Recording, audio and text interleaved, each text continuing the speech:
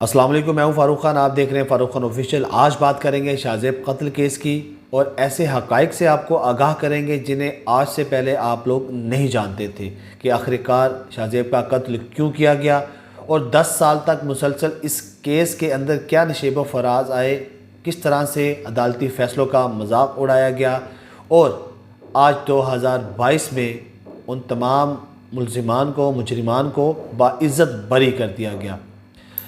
माजी में चलते हैं। 10 साल पहले शाहज़ेब जो मकतूल है वो भी आम जिस तरह से आप सब लोग अपनी लाइफ इंजॉय करते हैं, अपनी लाइफ स्पेंड कर रहे थे। इनके घर में एक शादी थी इनकी बहन की शादी का फंक्शन जारी था और अमूमन शादियों के दिनों में हम लोग शॉपिंग वगैरह करने, ख़रीदो फरोख्त करने के लिए लेट नाइट तक भी बाज़ारों में रहते हैं।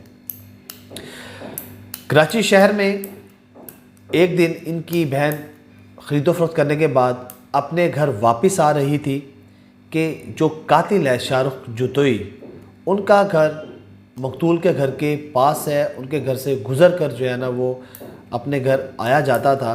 इनकी एक छोटी बहन शाहज़ेब मकतूल की अपने घर की तरफ आ रही थी तो जो कातिल है उनके एक सिक्योरिटी गार्ड ने या उनके आप मुलाजिम कह लें, उसने कुछ ऐसा फ़िक्रा कसा इसकी बहन के ऊपर जो कि नाज़ेबा था और इसकी बहन ने इस चीज़ को फ़ील किया और उन्होंने अपने घर में कॉल की अपनी वालिदा को कि इस तरह से जो हमारे नेबर हैं, उनका जो मुलाजिम है, उन्होंने इस तरह से हुटिंग की है मेरे ऊपर, और वो वहीं पे खड़ी थी।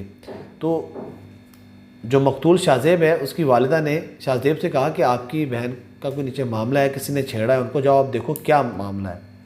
तो जैसे ही शाहज़ेब नीचे जाते हैं तो उनकी सिस्टर बताती कि इसने मुझे छेड़ा है और ऐसा फ़िक्रा मुझ पे इस्तेमाल किया जो कि गैर मुनासिब है, मैं यहाँ पे बयान नहीं कर सकता। तो ये बात सुनते ज़ाहिर सी बात है कि भाई है गैरत जोश मारती है। और वैसे भी ये बात शायद आपको ना पता हो कि शाहज़ेब के जो वालिद हैं वो DSP थे और जब उसे पता चलता है कि इसने मेरी बहन के मतलब इस तरह के कमेंट पास किए हैं तो उसने एक थप्पड़ लगा दिया उसे या ज़ोर कोप किया। तो इसी दरअसना जो मुलाजिम था उसने अपने मालिकान को कॉल कर दी कि जी इस तरह से हमारे जो नेबर है वो आके मुझे मार रहे हैं। तो जाहिर सी बात है कि बंदा तो यही था कि अगर वो भी आए हैं मालिकान तो वो शाहज़ेब की बात सुनते और अपने ही मुलाजिम को डांटते कि भाई बहनों की इज़्ज़त सबकी साझी होती है, तुमने इस तरह की बात नहीं करनी चाहिए थी, बल्कि एक दो खुद भी लगाते। और ये हकीकत थी कि उसने कमेंट्स पास किए हुए थे। तो लेकिन चूँकि शाहरुख जुतोई बरादरी से है और इनका अच्छा खासा होल्ड है और तकरीबन जितने भी कराची में बड़े बड़े टेंडर्स आते हैं इनके वालिद मोहतरम को आते हैं, तो एक आप कह सकते हैं कि ज़ोर आवर शख्सियत है वहाँ पे। सियासी ताल्लुकात भी इनके बहुत वसी हैं वहाँ पर। तो उन्होंने बजाय कि अपने मुलाजिम को डांटते या उनको समझाते कि आपने हमारे नेबर्स हैं तो उनकी खातून के साथ, बहन बेटी के साथ इस तरह के आपने हरकत क्यों की है, तो वो उल्टा शाहज़ेब के साथ लड़ना झगड़ना शुरू हो गए। इनकी आपस में तल कलामी हुई। इसी दरअसल जो DSP साहब जो शाहज़ेब के वालिद है औरंगज़ेब साहब, वो आ जाते हैं और आके मामले को सुलझाते हैं और कहते हैं कि चलो यार इस मामले को यहाँ पे वाइंड अप करो। अपने बेटे को भी समझाते हैं कि चलो यार तुम घर चलो। और शाहरुख जुतोई और उसके कुछ कज़न और बाकी जो लोग उनके साथ थे, 4 मुल्ज़िमान का नाम आता है, उनको भी समझाते हैं कि यार देखें आपके इस बंदे ने गलती की है, चलो इस तरह से करते हैं कि मेरा बेटा एक्सक्यूज़ कर लेता है। लेकिन कहते हैं कि जुल्म जब हाथ से बढ़ता है तो मिट जाता है। यही कुछ उनके साथ होने वाला था। इसी दरअसल उन्होंने कहा कि नहीं, हम इस तरह से माफ़ी नहीं देंगे शाहज़ेब को, इससे भी इसी तरह से थप्पड़ पड़ेगा जैसे इसने हमारे मुलाजिम को लगाया है। तो इसे कहते हैं जागिराना अंदाज़ या जुल्म का अंदाज़ कि अब जब एक शख्स ने आपकी तरफ से गलती की, दूसरे ने रिएक्शन दिया क्योंकि उसकी बहन थी, उसने उसे थप्पड़ मार दिया या जो कुछ भी किया, तो उसके बदले में अगर आप कहें कि वो उसे थप्पड़ मारे या जोत कोप करे तो फिर वो उसकी गलती कहाँ पे गई, ये कहाँ का जस्टिस है जो किसी की बहन बेटी पे आपने गलत कमेंट पास किया। बहरहाल शाहज़ेब के वालिद ने उस चीज़ को वहाँ पे वाइंड अप करवाया और शिकायत करने के लिए शाहरुख जुतोई के घर की तरफ मूव हो गए। शाहज़ेब के वालिद और वालिदा शाहरुख कातिल के घर गए कि हम आपके वालिद से बात करते हैं, आपके बड़ों से बात करते हैं कि आप किस तरह से अपने नेबर के साथ डील कर रहे हैं या आपके मुलाजिम ने क्या हरकत की है। जैसे उसके घर की तरफ मूव करते हैं और जो मकतूल है शाहज़ेब को उसका वालिद कहता है कि आप घर चले जाओ बेटा। وہ گھر کی طرف موو کرتے ہیں اور اس کے بعد جو قاتل ہے فوراً ایک پلان تیار کرتے ہیں. ناجائز اسلحہ ان کے پاس ہوتا ہے, یہ اپنی گاڑی میں بیٹھتے ہیں اور اس کی گاڑی کو فالو کرتے ہیں اور ہارڈلی آدھے کلومیٹر کے ریڈیس کے اندر انہیں وہ جا کے پکڑ لیتے ہیں اور وہاں پہ انہیں گولیوں کا نشانہ بناتے ہیں. شاہ زیب کو موقع پر ہی قتل کر دیا جاتا ہے, جبکہ اس کے والد نے ساری بات کو وہاں پہ ختم کروا دیا تھا. لیکن ظلم کی انتہا دیکھیں کہ انہوں نے بجائے اس کے کہ بڑوں تک بات رہتی, انہوں نے گھر سے اسلحہ لیا اور جا کے شاہ زیب کو راستے میں قتل کر دیا. اور اس کے بعد ان کے والد کو کال آتی ہے کہ جی اس طرح سے آپ کا بیٹا زخمی حالت میں ہے, ایک کوٹھی نمبر فلاں کے پاس ان کی گاڑی دیوار میں لگی ہوئی ہے, اور اسے وہاں سے ہاسپٹل پہنچایا جاتا ہے. جب ڈی ایس پی صاحب شاہ زیب کے والد ہاسپٹل پہنچتے ہیں تو وہ کہتے ہیں یہ ایکسپائر ہو چکے ہیں, ڈیتھ ہو چکی ہے. یہ ہے اس قتل کا حقیقی واقعہ جو میں آپ کے ساتھ یہاں پہ شیئر کر رہا ہوں. اصل کہانی اس کے بعد شروع ہوتی ہے. پہلے کیونکہ وہ خود ڈی ایس پی تھے, انہوں نے بالکل جینین ایف آئی آر کاٹی کہ کس طریقے سے, کس انداز سے واقعہ ہوا, کیسے میرے بیٹے کو قتل کیا گیا اور کون کون سے لوگ اس میں مجرمان ہیں. ان سب کو پہلے تو بھگا دیا گیا. سننے میں آیا کہ پہلے وہ اندرون ملک ہی کہیں پہ گم رہے, اس کے بعد وہ ملک سے باہر انہیں پہنچا دیا گیا اور کافی زیادہ تھریٹ کیا گیا ان کی فیملی کو. ڈی ایس پی بہت بڑا رینک نہیں ہوتا, ایک سرمایہ دار جو طبقہ ہے جن کے سیاسی تعلقات ہوتے ہیں ان کے آگے S P, D S P, I G کی میرے نزدیک ایسی ویلیو نہیں ہے جو اس کیس میں ہم نے دیکھا ہے. اور اس کے بعد پریشر ڈالنے کے بعد انہیں کہا گیا کہ آپ اس کیس کو واپس لیں, لیکن چونکہ ڈی ایس پی صاحب کو بیٹے کا قتل نیا نیا ہوا تھا تو ایک ظاہر سی بات ہے, ایک دکھ, ایک صدمہ شدید ہوتا ہے کہ نہیں میں نے سزا دلوانی ہے, تو انہوں نے کیس جاری رکھا. اور ہائی پروفائل کیس ہونے کی وجہ سے عوام پروٹیسٹ کرنے پہ اتر آئی اور اس کے بعد میڈیا نے اس کیس کو بہت زیادہ ہائی لائٹ کر دیا. سپریم کورٹ نے سو موٹو نوٹس لے لیا. ثاقب نثار تب تھے چیف جسٹس, انہیں نوٹس لیا, انہوں نے کہا کہ اتنا بڑا کام ہو چکا ہے ملک میں اور ابھی تک جو قاتل ہیں وہ دندناتے پھر رہے ہیں, انہیں فوراً پکڑا جائے. اس پریشر کی بنیاد پر میڈیا کے پریشر, عوام کا احتجاج, سو موٹو نوٹس کی وجہ سے ملزمان کو پکڑ لیا گیا. بیرون ملک سے واپس بلایا گیا, جو یہاں پہ چھپے تھے ان سب کو پکڑے, 4 ملزمان کو حراست میں لے لیا گیا. اس کے بعد کہانی شروع ہوتی ہے کیسے بچایا جائے, بچاؤ سکیم, بچاؤ پالیسی, اور شاہ زیب کے والد کے اوپر پریشر بلڈ کرنا شروع کر دیا گیا. اس کے بعد کہانی شروع ہوتی ہے صلح نامے کی طرف.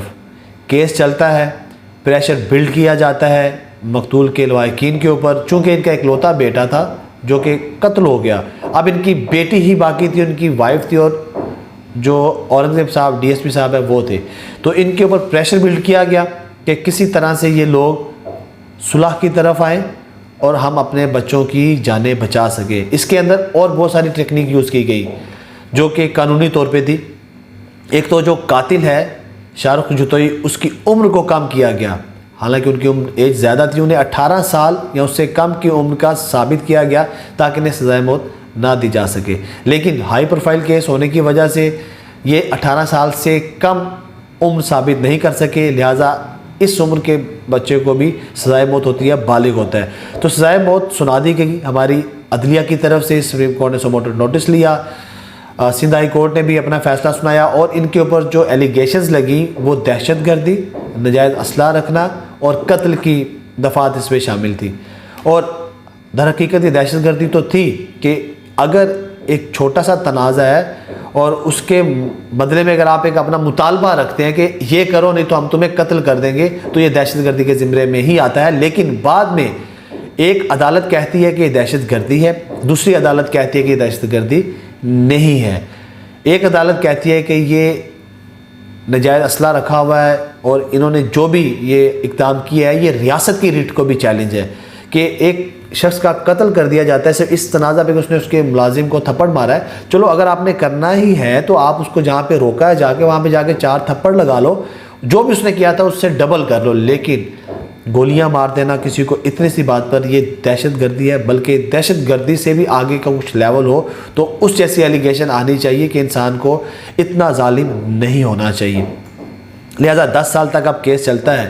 اب بات کرتے ہیں کہ انہوں نے صلح کی, اور بہت سارے اینکر حضرات بھی اس چیز کو بڑا پازیٹیو پریزنٹ کرتے ہیں کہ جی دیت دے دی جائے، فدیہ دے دیا جائے، تو اگر آپ نے قتل کیا تو وہ اسلام میں جائز ہے کہ معاف کر دیا جائے۔ لیکن اس کے برکات دیکھنے بہت ضروری ہوتے ہیں کہ اسلام میں یہ ضرور ہے کہ اگر قتل ہو گیا جانے یا انجانے میں، تو اس میں آپ اگر پشیماں ہیں، شرمندہ ہیں، تو اس صورت میں اگر آپ کو اللہ کے راہ کے لیے کوئی شخص معاف کر دے قتل اپنا، تو وہ جائز ہے۔ لیکن یہاں پہ سلسلہ ایسا نہیں ہے، کیونکہ چھوٹی سی بات پہ قتل کیا گیا، ریاست کی ریٹ کو چیلنج کیا گیا، قانون کو پیروں تلے روندا گیا۔ یہاں پہ صرف ایک قتل نہیں تھا، اور اس کے بعد دندناتے پھرے وہ لوگ، انہوں نے دھمکیاں بھی دیں، اور آخری کار چونکہ جو شاہ زیب مقتول ہے اس کے والد کو اس چیز کا علم ہو گیا کہ یہ بہت طاقتور لوگ ہیں، تو اس میں اب ان کی بیٹی، وہ خود اور ان کی بیوی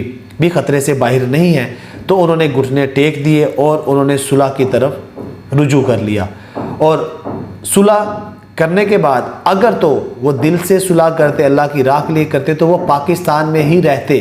سب سے پہلے انہوں نے صلح کرنے کے بعد کچھ اماؤنٹ بھی لی، بالکل یہ بات سامنے، لیکن ریٹن فارم میں نہیں ہے، لیکن انہوں نے اماؤنٹ لی، اپنی بیوی اور اپنی بیٹی کو آسٹریلیا موو کر دیا، اور وہاں جا کے سیاسی پناہ کے لیے بھی اپلائی کر دیا۔ یہاں سے اندازہ لگائیں کہ ان لوگوں کو خدشات تھے، تبھی انہوں نے ملک چھوڑنے کا فیصلہ کیا، انہیں اتنا تھریٹ کیا گیا۔ اگر اللہ کی راہ کے لیے معاف کیا جاتا تو دوسری پارٹی کبھی بھی ان کے آگے سر نہیں اٹھا سکتی تھی، لیکن ایسا معاملہ نہیں تھا۔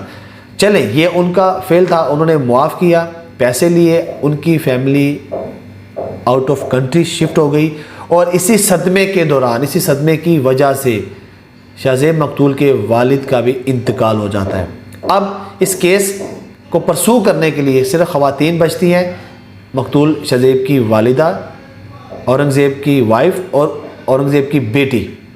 اب خواتین اتنے بڑے ظالم کے آگے تو کھڑی نہیں ہو سکتی کہ جس کو عدالت بھی پروٹیکشن دے، جنہیں پولیس بھی پروٹیکشن دے، اور جو جب چاہے جس شخص کو چاہے قتل کر دے۔ تو انہوں نے یہ غنیمت جانا کہ ہم اپنی جانیں بچائیں، جو کھو دیا سو کھو دیا۔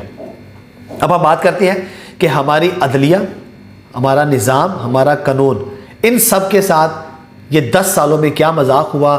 ایک کورٹ جو ہے وہ سزائے موت دیتی ہے، دہشت گردی کی دفعات لگاتی ہے، ایک کورٹ پھر انہیں دہشت گردی کی دفعات سے باہر نکالتی ہے اور ناجائز اسلحہ کو جائز ثابت کرواتی ہے، اور سزائے موت کی جو سزا سنائی جاتی ہے اس کو پہلے عمر قید میں کنورٹ کیا جاتا ہے، اور عمر قید میں کنورٹ کرنے کے بعد یہ بتایا جاتا ہے کہ جی جو مقتول کے وارثان ہیں انہوں نے تو ہمیں معاف کر دیا ہے، تو اب لہٰذا عدالت بھی ہمیں باعزت بری کر دے۔ اور اسی دوران میں جو قاتل شاہ رخ جتوئی ہے انہیں بڑا پروٹوکول دیا گیا 10 سال کے دوران۔ پروٹوکول یہ دیا گیا کہ انہیں 8-8 9 ماہ کے لیے ایک VIP ہاسپٹل میں، جو کہ ہاسپٹل نہیں تھا پورا گھر تھا، وہاں پہ رکھا جاتا تھا۔ وہاں پہ ہر قسم کی آسائش اور عیاشیوں کے سامان موجود تھے، کیبل، LCD، اور ایک الگ سے روم، وہاں پہ ان کے فرینڈز آتے تھے، گپ شپ ہوتی تھی، کھانا پینا سب کچھ تھا۔ اور لکھا یہ گیا تھا رپورٹ میں کہ جی شاہ رخ جتوئی جو قاتل ہے اس کی کمر میں ہلکی سی پین ہے، تو اس کا علاج ہونے میں 7-8 ماہ کا ٹائم لگا، اور یہ 7-8 ماہ وہ ریکارڈ ہیں۔ اور ویسے وہ جب آتے تھے 7 ماہ 6 ماہ 5 ماہ رہ کے نکل جاتے تھے، آتے تھے نکل جاتے تھے، وہ الگ ہے۔ جیل میں آسائشیں الگ ملی ہوئی تھی۔ تو یہ تھا جی ہمارے قانون کا معاملہ کہ جو انہوں نے قاتل کے ساتھ ایسا قتل، جو کہ بچہ ابھی 17-18 سال کا تھا، اس کا قتل کیا گیا، اور جس اسلحہ سے قتل کیا گیا وہ بھی ناجائز تھا۔ تو لہٰذا ہم نے آپ کے سامنے وہ سارے حقائق رکھے اس قتل کیس سے متعلق، جو کہ میرے خیال میں آج سے پہلے آپ لوگ نہیں جانتے تھے۔ کچھ ویڈیوز بھی میں یہاں پہ اپلوڈ کروں گا، چونکہ کاپی رائٹس کا ایشو ہے تو میں نہ کر سکوں، لیکن اگر ہو سکا تو میں کروں گا، آپ ضرور دیکھیے گا، اور اپنے کومنٹس لازمی دیجیے گا کہ یہ جو قتل ہوا اور اس کے بعد جس طرح سے قاتلوں کو ریلیف ملا، اس میں ہماری عدالتیں، ہمارے قانون کیا صحیح فیصلہ کرتے ہیں۔ آپ کا، میرا، سب کا اللہ حافظ ناصر ہو۔ پاکستان زندہ باد۔